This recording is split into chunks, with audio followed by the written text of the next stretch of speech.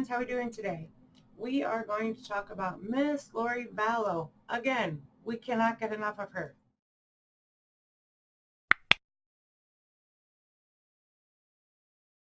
The reason I'm bringing her up again is because there's been some more documents that are coming out, and these pertain to the day that Charles Vallow was shot and killed by Alex Cox. Tylee's witness statement and Lori's witness statement in the case file for the shooting of Charles Vallow have been released. That case file is 410 pages long, and between Lori and Tylee's statement, it only takes up 6 pages. So they don't have a very big part. Police were like, oh, whatever you say, we got this, and they just moved right along.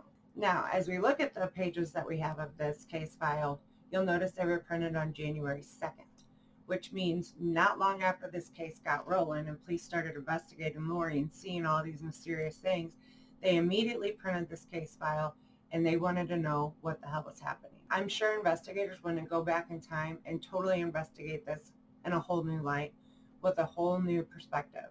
However, nobody has a DeLorean. We can't go back in time and see exactly what happened, investigate it differently. All we can do now is find the inconsistencies and move forward and hope that we have the opportunity for investigators to re-interview Lori and Tylee. Now, they have made it clear that that is something they are interested in doing, so fingers crossed that that becomes an option. Chronologically, in this case file, Lori's statement comes first and Tylee comes second. However, we're going to go through Tylee's first, not because I want to confuse anybody going through the case file. What I want to do is get through Tylee's statement, let you guys know what she said, and then we're going to go through Lori's statement. And not only does Lori have inconsistencies about that day, and the things that she told investigators about Charles' habits and how she was treated are totally contradicted by other pieces of evidence that have been released in the last couple of weeks, including the divorce papers that Charles filed, and a ton of other things that have come to light that you can look at Lori's statement and just basically call bullshit and say, woman, we're not buying this. And it's sad that investigators bought it then, but at least now we have the opportunity to put fresh eyes on that case and to maybe get some justice for Charles Vallow in the near future. Now, in addition to looking into Charles's death, investigators are also looking into the death of Tammy Daybell. Not a lot of information has been released on that. Any autopsy results are not available yet. The only thing that makes me think that they found anything when they exhumed her body is that they, not long afterwards, they executed a search warrant at the Daybell residence. Now, while investigators are looking into the deaths of Tammy and Charles, right now, the most important thing is we need to locate JJ and Tylee. This is their nickname poster. If you have any information about where they could be, please call 911 or call 1-800-THE-LOST. And also keep in mind that JJ's grandparents, Kay and Larry Woodcock, are offering a $20,000 reward for the safe return of the children. Thank you guys so much for joining me. So let's go ahead and read Tylee's statement now. At the top of the page, you see Chandler Police Department. It gives you the case number for Charles's death. Throughout the entire thing, Tylee and JJ's name have been redacted because they are minors. Because we have all researched this case enough, I know exactly what this paper says and who it's referring to. So we're just going to go ahead and tell the story as we know it. So the interview with Tylee began at approximately 10:14 hours, and I obtained some personal information from her. She is a 16-year-old female and appeared cooperative, calm, and understanding of the situation during my contact with her. Tylee did not appear overly emotional, and I did not notice any other issues or problems that I believe to interfere with the interview. I asked Tylee if she could tell me what happened today and told her to start with whatever place made sense, adding that I would probably ask questions. Tylee advised that she woke up around 7:50 because she heard yelling right outside her door. Tylee states that she has a baseball bat and explained that when she had been living at her uncle's, she was by herself. She wanted something to feel safer. She's not old enough for pepper spray. I explained to her that I had not been inside the house and asked about where her bedroom door opens to. Tylee explained that the room where her uncle had been staying, the guest room, is right there where her room is. And then her little brother's room and the kitchen, Tylee explains, is a little hallway, and then there's an area where everything kind of happened. Tylee said it's a big room where there isn't anything but the mirrors are up. Tylee said she immediately jumped up and got the bat, and she opened the door and it was her stepdad outside the doorway and her uncle kind of in the doorway, and she could hear her mom behind them. Tylee said that Charles was screaming at both of them, but she didn't know what he was saying. She stated that she told him to take a few steps back and you're too close and you need to step back. He told her, don't tell me what to do. Tylee said she stood there and her uncle kind of moved out of the way and her mom kind of went past him and into the big room where everything happened, and she kind of walked with them. I asked if they were more in the hallway, and Tylee clarified that they were at the end of the hallway. Tylee stated her mom walked all the way around and Tylee followed them. Tylee is describing where people are and stated she really didn't do anything with the baseball bat, that she just kind of held it there. She said they are both yelling, and Charles tells her if she hits him with the bat that she's going to jail. Tylee said she just kind of stood there with the bat, and I asked who was yelling when she said they were yelling. Tylee stated it was mostly Charles, and then she said he was really the only one yelling and that her mom was responding. Tylee couldn't say what they were saying. Tylee said she kind of stuck the baseball bat out there and Charles grabbed it and tried to take it, but she held on to the end. Tylee is motioning like she held the end with both hands and that he grabbed the other end with two hands. Tylee stated eventually she fell and he took it into his hands and held it like he was going to do something with it. I asked that when she fell, he ended up with the bat, and Tylee confirmed that. Tylee said she fell to the ground and then she saw Charles take a step back, so she thinks her uncle grabbed him and took him back so he couldn't do anything. I confirmed that she saw Charles take a step back and she indicated yes, that it was really close and then went back. Tylee advised that Lori told her to go with JJ and she ran out the door. Tylee said she stood there with her little brother. Tylee indicated he was in the front seat, so she opened the door and stood there.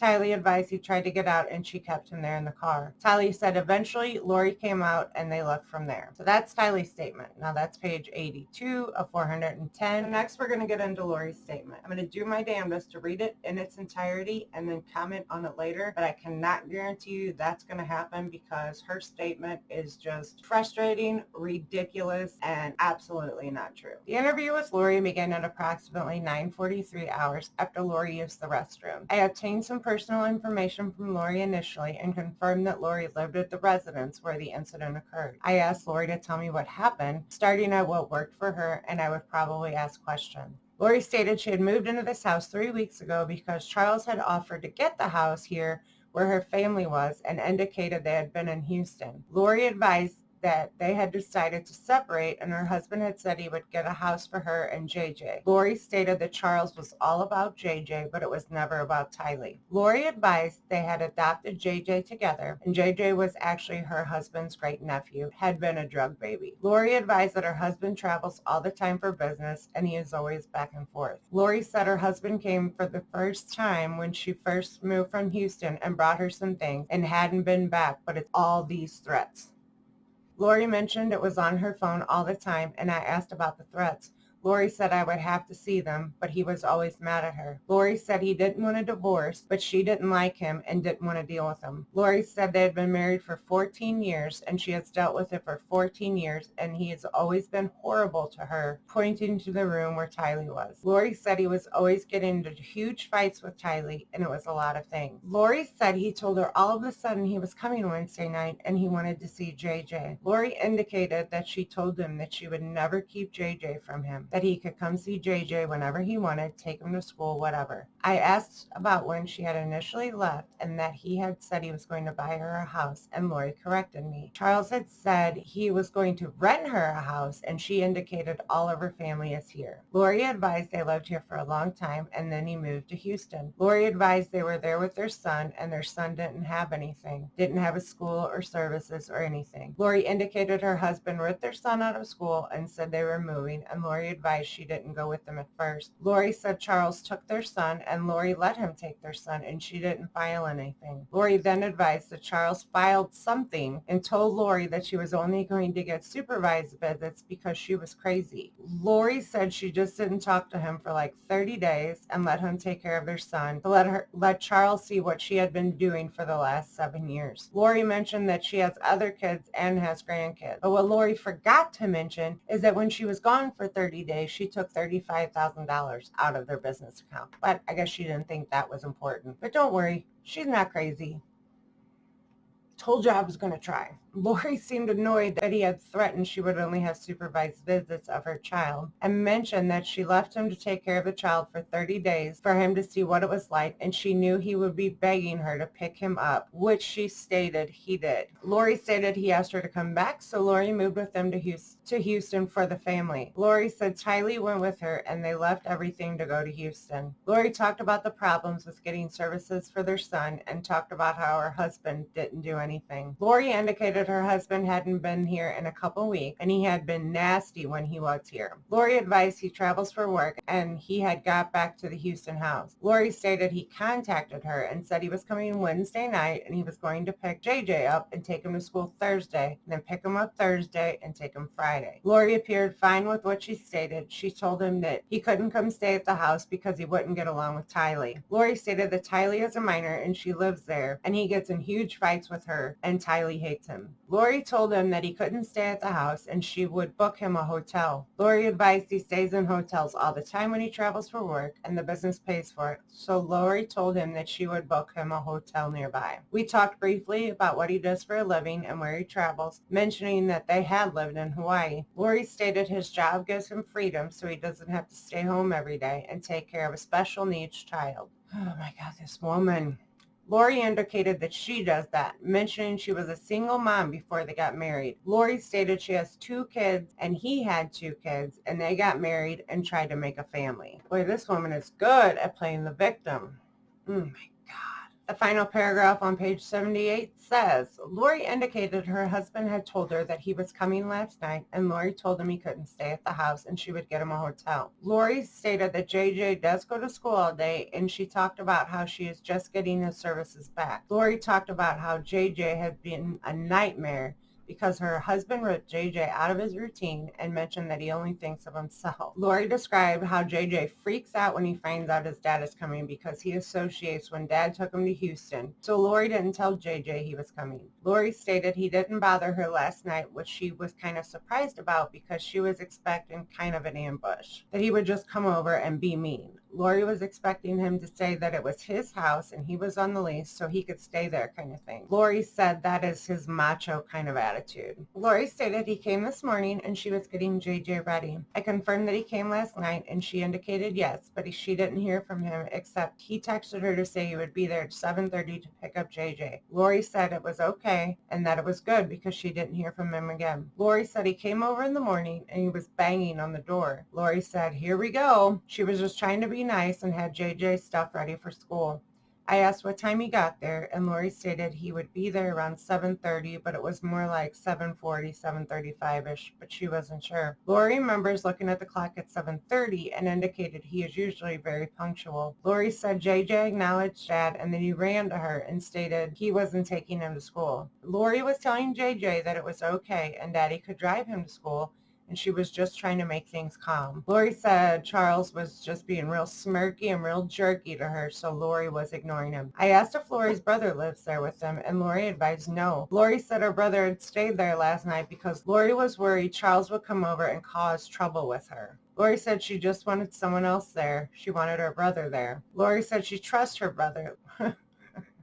Lori advised it was a long story, but she had to go live at her brother's when Charles took JJ and that he has been difficult. Lori said she was getting JJ's stuff ready and he was saying he was leaving in 20 minutes, mentioning it was 15 minutes to school. Lori mentioned that you can't get there early because they don't open the gates till about 8:20 or something. Lori suggested to him that they go now because she didn't want him in the house, so they could go to Burger King and get breakfast. Lori advised that JJ is very particular about food and he wants chicken fries and a Sprite for breakfast. Man, I would totally go to breakfast with this kid. That's my kind of deal. Lori told her husband to go, and he agreed, so Lori gave him the backpack, and they got in the car. Lori stated her husband always leaves something in the house, that he always comes back, and he never leaves the first time, and she was always expecting her husband to come back in the house. Lori advised he had left his phone on the counter. I asked that he had initially left with JJ, and Lori confirmed that he had put JJ in the backpack in the car in the driveway, and then had come back in. Lori said she kissed JJ goodbye, and her husband came back in. Lori said his phone was on the counter,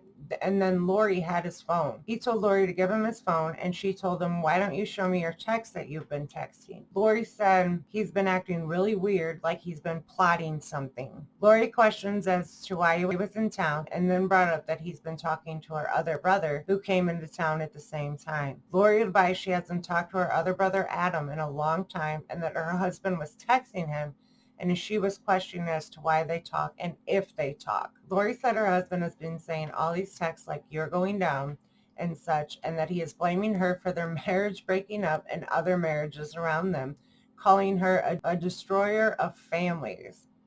Go Charles. Lori stated he goes nuts, and then indicated he's gone nuts before, and that she and Tylee have had to leave with JJ before over the years 5 times, and they've stayed in a hotel for 2 days because he goes nuts. Lori said, you don't know what's going to set him off. Lori stated Tylee gets mad at her for always going back. Lori mentioned that they have JJ and he has special needs and it's really hard. I asked about what she means when she said he goes nuts. Lori said yelling and screaming, and I asked about physical violence. Lori confirmed grabbing and pushing, but never punching him. Lori said he has gotten physical with Tylee and with her grown son. I asked physical how, and Lori stated he had gotten a physical fight with her son when he was 16. I returned the conversation to this morning, and Lori said he came back in and she wouldn't give him back his phone, and he was screaming at her to give him back his phone. So sidebar, sounds to me like whatever went down, she's totally provoking him if this phone story is true. Lori said he was very worried about whatever was on the text and he didn't want her to see. Lori said she was just holding it there and he was screaming at her. Lori said she was kind of walking around the house so he couldn't get it, and he was kind of reaching for it. Well, duh, it's his fucking phone. Lori said Tylee came out of her room upset and she had a bat, and Tylee told him to leave her mother alone. Lori said he is screaming at Tylee, don't you hit me with that bat. Lori said her brother, Alex, heard the commotion and came out into the main room. Lori said her husband is screaming and is super upset. Lori doesn't know if Tylee swung at him or what, but he grabbed the bat from her and went to hit her with the bat, and she's right there, and her brother is right there, and her brother grabbed Charles from behind to stop him from hitting Tylee. Lori is motioning with her right arm, and Lori said it's to grab him and pull him back. Lori said that Charles and Alex get into the thing, and he's hitting her brother with the bat, and they're on the ground like grappling or whatever. Lori said it happened quickly. I asked if her brother was struck with the bat when they were grappling, and Lori said yes, that he was hitting her brother, and Lori swinging her right arm downward. Lori said he is swinging the bat back and forth, and they are on the ground. Lori said she is freaking out and is trying to go around and knows JJ is in the car. Lori said Charles gets up and he has the bat towards her and is motioning with her right hand as if a person would be swinging backhanded.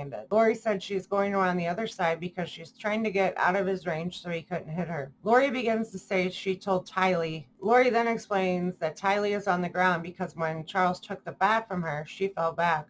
Lori told Tylee to go get in the car with JJ because she didn't want JJ coming in, and she wanted Tylee out and didn't want the kids in the house for whatever the fight was going to be. I asked what her husband or brother was yelling through all of this, and Lori stated, get off me and ow, and such, but she didn't remember specifics. Lori stated there weren't many words during the heat of it that she remembered. I confirmed that Tylee went outside, and I asked what happened. Lori stated they got up from that, and her brother sat back, and then Charles was coming at her with the bat, yelling at her to give him his phone. Lori stated that she still had the phone in her hand, and it all happened so quickly. Lori ran around kind of a circle, and her brother was there. I asked how Charles was holding the bat, and she motioned with her right hand as in a backhand, and she indicated he was holding it backwards with one arm. Lori explained he was holding it in a way if he swung it, he would have swung it backwards. Lori stated she was kind of turned around, and her and the kids were outside, and she heard a gunshot. I asked if she heard the gunshot, and she indicated yes. I asked if she actually saw the shot or if she just heard it. Lori stated she had gone around to the kitchen to get away from him and then came back around. I had not been inside that residence. Lori said she didn't see the shot, but she heard it and came back around and saw him on the ground. There's no way to know what that top sentence says. I'm sure it refers to the children. Lori got in the car and they left. I asked about when she came back in and saw him on the ground and asked where her brother was, and I asked if she saw him and where he was at. Yeah, Lori stated Alex was right in front of Charles and it all happened very quickly. I asked if her brother said anything to her and Lori said no.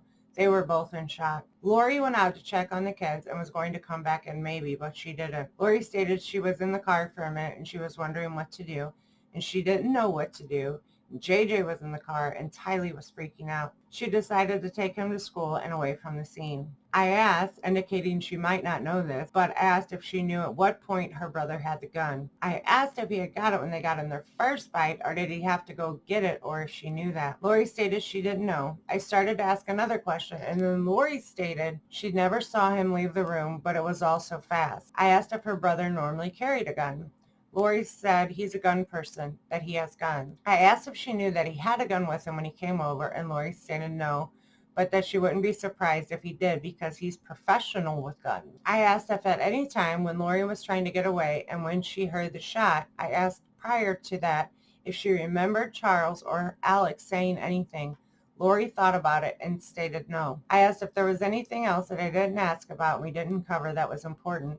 I added that I wasn't there, and Lori sat and thought for several moments. Lori stated that he was just so angry, super scary. Lori described how a 16-year-old acts when you take their phone away from them, and Lori stated that's how he was acting. Well, bitch, you didn't need to have his phone. That you had no business with that shit. Lori stated there was something on his phone that he didn't want her to see, and he was freaking out. Lori said he was freaking out to the point where she thought he would hit her in the head with a bat to get the phone. I asked if she thought it was possible that Charles would hurt her, and Lori responded, absolutely, and also Tylee. Lori stated he would never hurt JJ.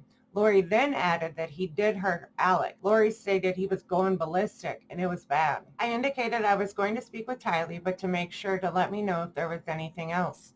I advised her that another detective was speaking to Alex, and I asked if there was anyone that she needed to call. Lori responded that she doesn't know what she would say. I advised her that she could think about it, and I explained what victim services was. Lori expressed that her daughter had been through so much. We spoke about services for a moment, and I brought up JJ, and Lori commented that JJ is used to Charles not being there, but that JJ wouldn't understand if he told him. I left the interview room for a period of time. I returned to the interview room and I indicated I would introduce her to victim services and would allow me to confer with other detectives. I left the room briefly and returned, escorting her to a nearby conference area to allow her to speak with victim services without me.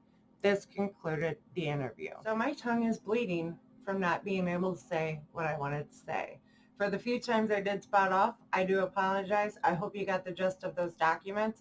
But be prepared because I'm about to let loose a few opinions and point out some things that are clearly lies. Now, before we rip Lori's story apart, I want to be very clear. We are not going to talk about Tylee's statement. In my opinion, Tylee was very coached in that before she was interviewed. And I imagine that took place after they dropped JJ off at school. For a young woman who just witnessed what she witnessed, I cannot fathom how she could talk to law enforcement and be cool, calm, and collected and just easily say what happened that day.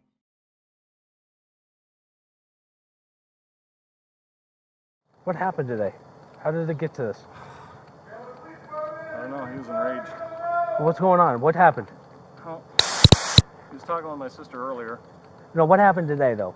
Like, just in the last 20 minutes. He came at me with a bat. Okay. Was he living here or No. visiting? He came to pick up his son. Okay, is the son inside? No. My sister took him to school. Okay, so it was just you at the house? Yes. And he came, how long, what time did he come to pick up the son? I don't know, 20 minutes ago maybe. Okay, so you know who he is, let him in? Yeah. Okay. No, I think they were talking earlier, then she left, and then he got into it with me. Like what? What do you mean? I don't know, he was accusing me of... Come on over here. That truck's going to be really loud. What was he accusing you of?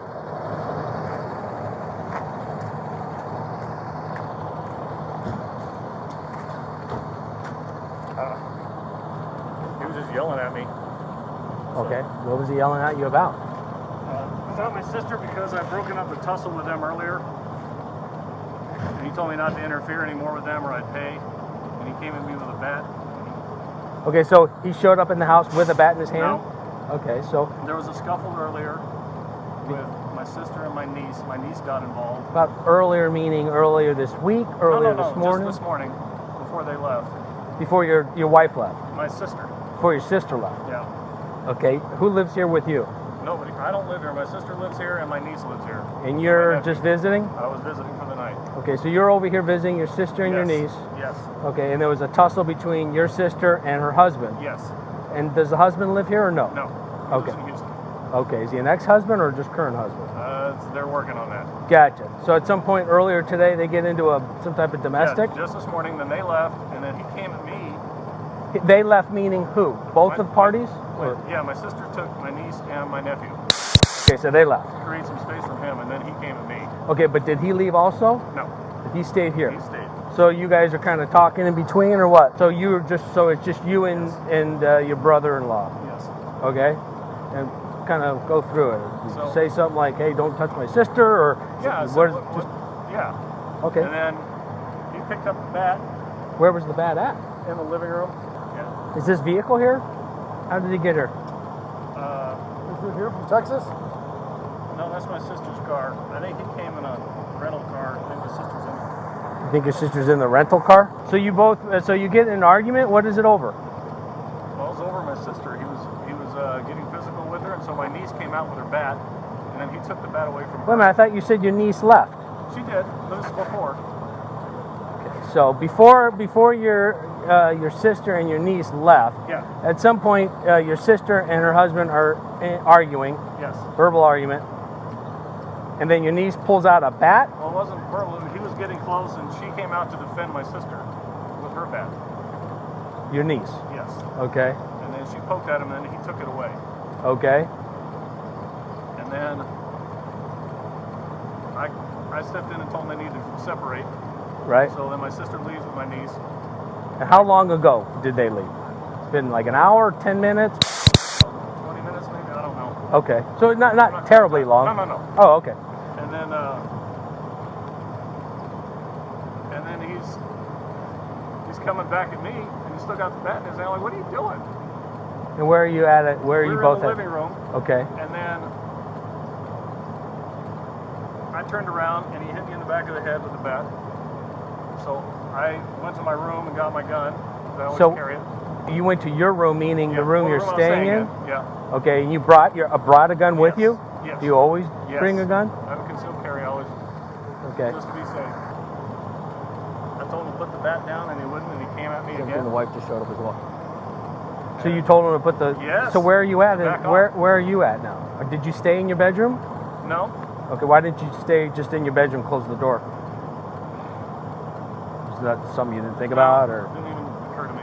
Okay, so walk me through it. So you go back into your room So I just went back in the living room. Like, what is your problem? with the gun in your hand. Yes. And I said, I want you to put that bat down, and he wouldn't do it. And he's like, and he came at me with the bat again after he'd already hit me in the head. So I shot him to stop him.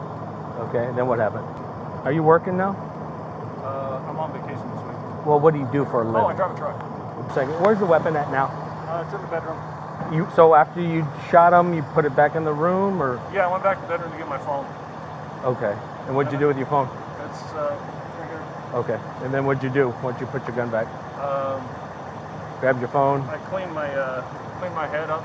After was he laying there in the living room? Yeah, he was laying there still, and it just took me a minute to compose myself. I mean, I was just shaking, and then I called. Gotcha. Okay. Do you normally have a good relationship with the guy? Yeah, I did. So do you, so you only live in Santan Valley, so why is it just easier to just hang out here? I was just here late last night, sleep the night. Gotcha. Okay. Are you and your sister pretty close? Yeah, we're planning to go do something today. Oh, gotcha. So Alex is clearly saying that he and Charles were the only ones in the house, that Lori and the kids were gone. They continued to kind of bicker, that it escalated. Charles swung a bat, and then Alex shot him. That's what Alex is saying. That is night and day difference from what Lori said to the officers. Tylee and Lori were interviewed at the house, as was Alex. So this information they were all getting at the same time. So did they not cross-reference? Did they not compare notes? I'm not really sure how they missed this, because this is kind of a big deal when nobody's stories match up. The first thing that gets me is when she talked about, and I can just picture her smug ass face saying this, filed something, and he said he was going to keep JJ from me, and that he said I was crazy. And I can imagine her just playing it off all nonchalant, like she's the victim here. Well, let's talk about what he filed and why he called her crazy. In January of 2019, Charles reaches breaking point after he realizes some of the things she's getting into and some of the things she's doing And most importantly, when she took $35,000 out of their business account, skipped town, nobody knew where she was. She had no contact with anybody. And then when he finally does make contact, this is the conversation they have. I went over this in the timeline that I made, but it does fit right into this. One of Lori's first statements to law enforcement just totally overlooks the facts that point to her actually being a little off her rocker. Now, the next thing is she acts so damn protective of JJ. The link to Charles's full divorce documents are down below, and I also did a video where I read the entire thing and kind of commented on that, so all those links will be down below. But in those documents, Charles was very clear in the fact that she was not interested in JJ. In those documents, it states she took away his iPad. She took away things that were needed for the service dog. And then later on, we find out that she returned the service dog. So right here, we can see exactly what Charles put in that document that totally contradicts exactly what Lori was just saying. So the beginning of this paragraph says once home, that when Charles was in Houston on a business trip one time, he went to go get on the airplane to come home only to find that Lori had canceled his flight. Then when he finally makes it back to Arizona, he goes to get his truck and finds that it's not in airport parking either. Lori went and picked it up. So once home, Father discovered that Mother took Father's desktop computer, JJ's iPad, Father's clothes and underwear, JJ's clothes, the service dog's collar, JJ's medication, among other items. JJ has special needs and has been diagnosed with autism and ADHD. He needs his medication, his service dog, and iPad with special developmental apps on a daily basis because they help maintain his routine. Lori called Charles and told him that she and JJ were in a hotel for the night and she would take JJ to school in the morning, where Charles could pick him up. Lori also told Charles that she did not want anything to do with him or the children. Charles could have them because she had a more important mission to carry out. Lori also refused to return Father's truck, which forced him to rent a car and incur more unnecessary expenses. A few days later, she decided to tell him where it was. Since that time, Father has attempted to contact Lori numerous times regarding at least returning JJ's iPad, medication, and clothes, but Lori does not respond. Lori has also never contacted Charles about JJ's well-being or requested any parenting time with JJ. Father is extremely concerned that Mother would abandon JJ and take JJ's necessities without even attempting to communicate or see JJ. Charles states that Lori's recent decision-making has caused emotional harm to JJ, who has special needs and is unable to understand the circumstances or situation happening. She has absolutely no interest in dealing with JJ, and that's horrific. And it pisses me off that she can sit here and have this conversation with law enforcement and just act like she is Mother of the Year. And I pray like hell that as we sit here right now, authorities are coming up with a way to just drop bombs on that bitch and just give her a good dose of reality. Let's just assume she's telling the truth and the phone story is actually what happened. If that's the case, then they totally provoked him. I don't see a reason why Charles would leave his phone in the house when he's already got everybody outside. Why would he have it out of his pocket or whatever anyway and just leave it on the counter? He's just there to pick up JJ. Should be a quick in and out. According to Lori, she made it clear he wasn't welcome there. And I imagine he probably didn't want to be there because in the past he had not had good run-ins with Alex. He pretty much didn't want anything to do with him. So I have a hard time believing that he left his phone on the counter, went out to the car with JJ and was like, oh no, gotta go get my phone, be right back. I don't see that happening. I feel like they absolutely lured him into that house. It's too convenient that Alex was there, just ran, she just needed protection that night. No, I call bullshit on the whole story. And their stories after the fact do not match up. And I wish that investigators would have seen that from the beginning. She just looks like she's got something better to do. Her husband of 14 years, regardless of what particular point in the relationship they were, she was absolutely just like immune to the fact that he has passed away. Like, she gives zero F-bombs, like none. Does your husband live here or no? No, he lives in Houston. Gotcha. Okay. You guys We're met. separated. Gotcha. Okay. Let me just get do you have a driver's license with you I can just grab?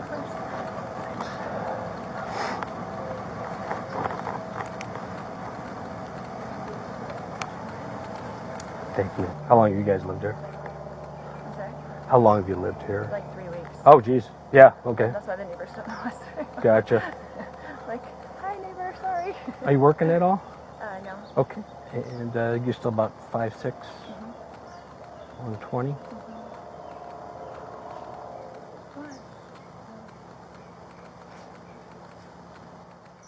She could care less. They asked for her ID. She's like, here you go. And then, how long have you lived here?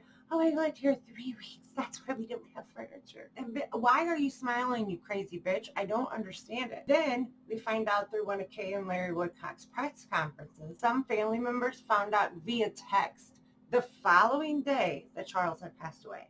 So this is editing me, guys, as I was finishing up this video and doing the last of the stuff, and I was actually to the part where I was getting ready to enter the video of Kay talking about how Lori texted everybody. These text messages are popping up online, and the news reporter, Justin Lum, he actually reported them. He calls them alleged, and that's perfectly fine because I'm cool with that because right now they have not been verified. So we're just going to read over them. Now, mind you, Charles was shot by 8 a.m. on Thursday, July 11th. So she had a day and a half until she actually started reaching out to people. Now, she's actually texting Charles' 2 oldest sons that live in Texas. She texts them this news. Hi, boys. I have very sad news. Your dad passed away yesterday. I'm working on making arrangements, and I'll keep you informed with what's going on. I'm still not sure how to handle things. Just want you to know that I love you, and so did your dad. He texts back and said, Lori, what happened? We are still waiting for the medical examiner report. I'll let you know more when I can. Why in God's name would she say that when she knew damn good and well that he had been shot? She's nuts. He responds, where is he and what happened? I'll call you when I can, Bob. He is here in Arizona. Where in Arizona? When did all this happen? How's JJ doing? What funeral home is he at? I mean, he's firing off these questions, and she has just no regard to anything. She's not answering. Lori, what the fuck happened? You can't just tell us dad died and disappear. You're not too busy to just let us know he died and disappear. Lori, it's been 3 hours. You're not that busy. I don't care what you're doing. Then she finally decides to write back. I'm sorry you are so upset. I'm so upset too. I'm trying to get JJ ready for bed. I'm waiting to hear back from the medical examiner to make sense of all of this myself. What a bitch. Please be patient with me. It's a crushing situation all the way around. I'm still trying to process it too and what it means for JJ. I mean, she's just straight up talking out of her ass. If these are in fact legit and this is how she treated these boys, I can't say that I'm shocked, but I'm actually like, I gotta pick my jaw up off the floor. This is disgusting. And then there's a couple more that were shared. Now, if you notice, the one on the left is dated Saturday, July 13th. The boys are still waiting for answers. When and where is the funeral? How did this happen? I want an explanation. At 5 o'clock and 7 o'clock, he's sending question marks, just badgering her, and rightfully so. I'm still working on arrangements and sorting things out the best I can. I'll let you know when I know. They respond, why aren't you telling me what happened? I've asked numerous times. Just tell me. And then the next message comes on Tuesday, July 16th. So we're 5 days out. And the whole message isn't available, but she's talking about something with the business and contacting people, and it's all still so difficult. Today I'm trying to put up a memorial page on a funeral home website.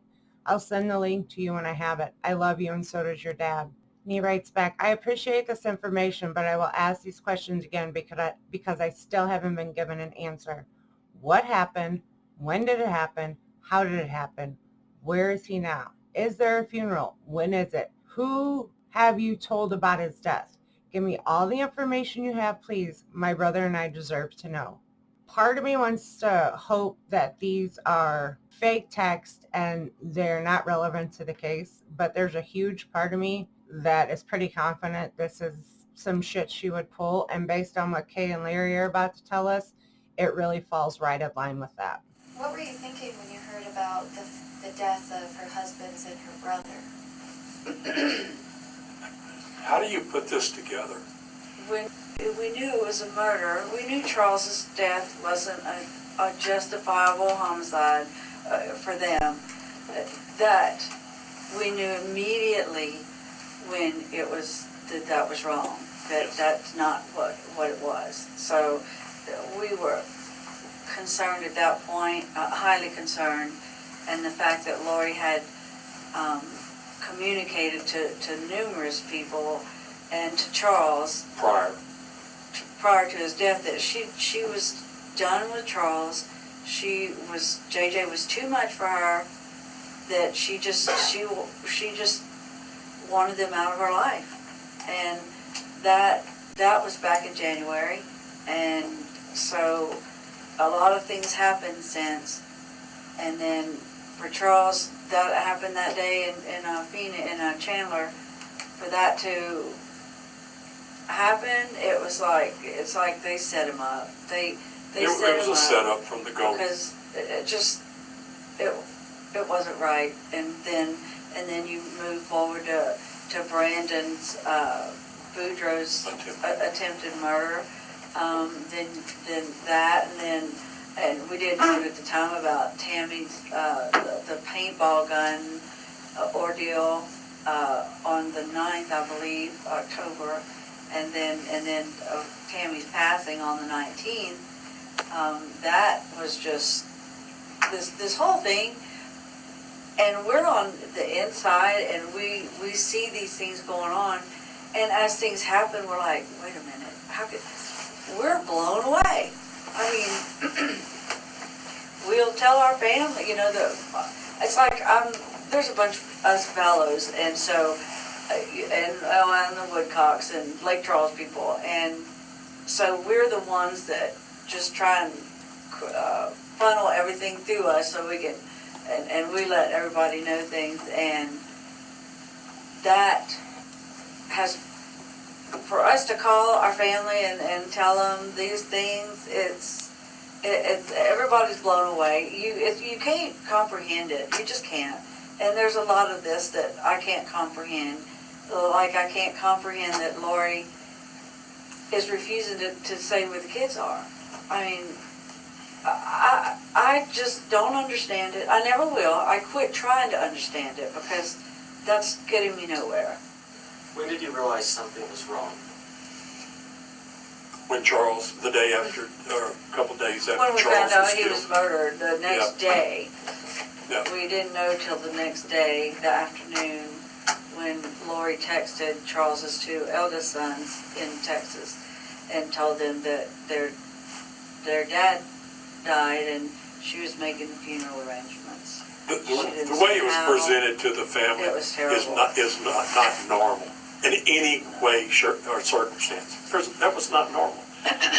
Your husband of 12, 13 years is shot to death, and you say, oh, he had a heart attack. No, she didn't even tell us that. She didn't. All we knew is that he was dead, and Larry had he Googled Charles's name, and that's when we found out that he had been killed, because Larry called me as soon as he Googled it and said, they killed him. And I knew exactly. He said, Alex killed him. And so Charles was wary of Alex for a long time. Alex has a reputation of just no conscience,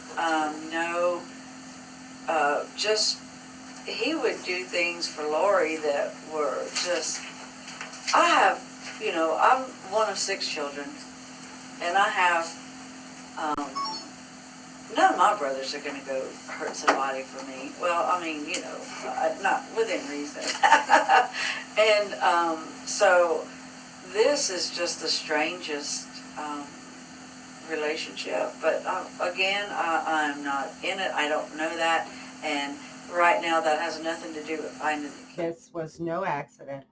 This was totally planned. I hope law enforcement can come up with enough probable cause in Charles Vallow's death to put Lori's ass behind bars. Now, I am not new to reading entire case files. For those of you that don't know me very well, I am very much invested in the Stephen Avery and Brendan Dassey cases. This is one of my binders with the case files from that case. The entire case file for that case was 1,200 pages, and I've read every word in it at least 2 or 3 times. If anybody would love to crowdsource and get the entire case file FOIA to us for Charles Vallow's investigation, I am in.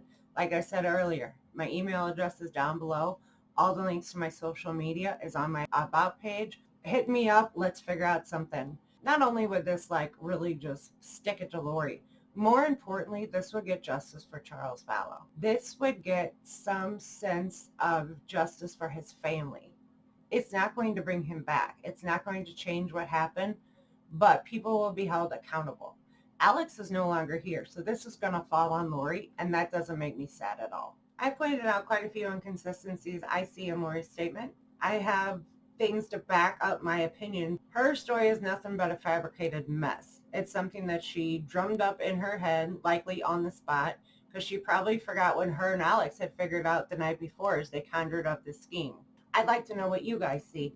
What did you hear that you're like, wait a second, we need to look into this too, because she's totally bullshitting us on that. Drop a comment down below. I would love to start conversations and figure out what we can do to get Charles Vallow justice. And now, even though this video is focused on Charles, we really need to keep in mind that JJ and Tylee are still missing. It is February 1st, 2020. They have not been found. Here's their nickname poster again. If you have any information about their whereabouts, please call 911 or call 1-800-THE-LOST, and they will get you to the proper authorities. And also keep in mind there's a $20,000 reward being offered by Kay and Larry Woodcock for the return of both Tylee and JJ. Thank you guys so much for hanging out with me again. I hope you found this video informational. I think Lori's statement is very interesting, and I think it's going to come back to haunt her. Drop a comment down below. What do you guys think? I hope you guys are having a great day, a great night, wherever this video finds you. If you haven't already, please hit subscribe and give me a big thumbs up. You guys take care, and I will see you when I see you. Bye.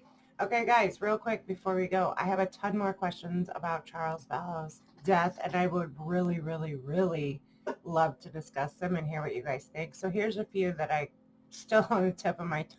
1, if Charles was in fact talking to Adam, Lori's brother, could they have been planning an intervention or something similar for Lori? If we think back to the divorce papers, Charles had actually gotten an order that if police were to ever to stop Lori, she would be put on a 4-day mandatory cycle. So I'm wondering if in fact Lori's statement was true, if they were talking in order to set something like that up. My next question, has law enforcement subpoenaed phone records for Charles Vallow? I would be very interested to see those, especially the text messages and the calls from Lori, and to see who was badgering who, because I'm pretty sure it was quite the opposite of what she told us. And here's a big one. Where was JJ's service dog on July 11th, 2019? There's no mention of that dog. There's no footage of that dog in the body cam video, so it's just something that piques my curiosity. From what I understand at this point, the dog was returned in August. I mean, anything's possible. I just want to know where the hell the dog was. And I want to know, when did Lori finalize services for Charles and give that information to the family? Reading those alleged text messages just pisses me off. I mean, everything about her pisses me off, if I'm being honest. And another good question, and I've had this kind of debate with a few different people via email and DMs, which is an interesting conversation. Who do we think shot Charles, Lori or Alex? And it's an interesting debate because Lori and Alex each tell a different story. And although investigators didn't pick up on that at the time, I've definitely picked up on it. Hundreds, if not thousands of other people have picked up on it by now too. What do you guys think? Drop your answer for that in the comments below. I literally could go on and on and on about this case and about Charles' death, and then we get into Tammy's death, and all of it is just ridiculously fascinating. Who would be interested in joining a live chat to discuss this case in an open forum? I would be happy to host a live. We could all get in here, get in the chat room, and just chat our little hearts out. I am down to do one. Just let me know in the comment section below if that sounds like a good plan to you. So with that, I'm going to let you guys go, and I will see you next time. Bye, guys.